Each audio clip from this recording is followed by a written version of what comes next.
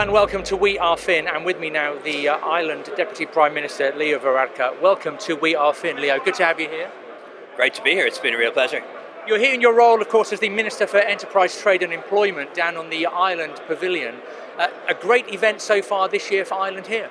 Yeah, it's my first time at Farnborough. I've been to Le Bourget, been to the Dubai Air Show, never been to Farnborough before, so it was great to have the opportunity, and obviously here I suppose to see what the future of aviation looks like, but also to support a lot of Irish companies that are very involved in aviation and in aerospace and space industry as well, and we're keen to support that as a government and help it to grow further. Aviation and aerospace in general is really important in Ireland, isn't it? How important is it to the economy?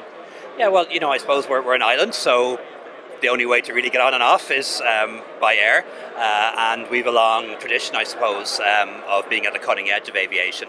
So a lot of people wouldn't know this, but pretty much half of all aircraft leased in the world are leased through Ireland. We have a very big MRO sector, recently purchased Flybeat operations at Exeter, Bryce Norton as well. People know about Ryanair, a very innovative company headquartered in Ireland that has democratized aviation. And also we've got a lot of small new tech companies, working in exciting spaces, particularly around evtops and a lot of the tech that goes behind aviation as well. Looking at that technology, of course, sustainability is playing a big role in a lot of the Irish aviation companies, isn't it? Yeah, I have to say it's been really encouraging to see the extent to which it's very much on the agenda here. You'll know that our state-owned companies like Aviation International and DAA have taken a real interest in sustainability. But I'm somebody who believes that we can achieve climate action, that we can turn the tide on climate change and still fly around the world. I believe that is possible. And history teaches us that most of the time technology and science provide solutions to our big problems.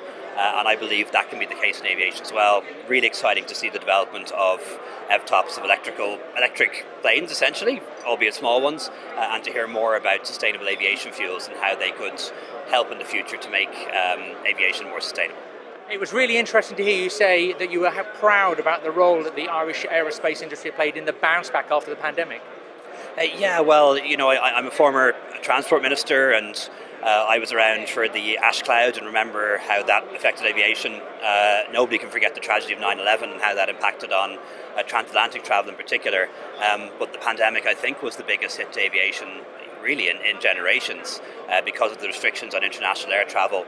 But the bounce back has been amazing and gives me great confidence and great faith about the future, that this is a good sector to invest in. The nightmare of going through airports now is really unpleasant, but isn't it so much better than when we went through empty airports that nobody was working in only a year ago? Leo, thank you very much for your time. Not at all, thank you. Okay, now for the latest, of course, from everything at Farnborough International this year and throughout the year, just go to wearefin.com.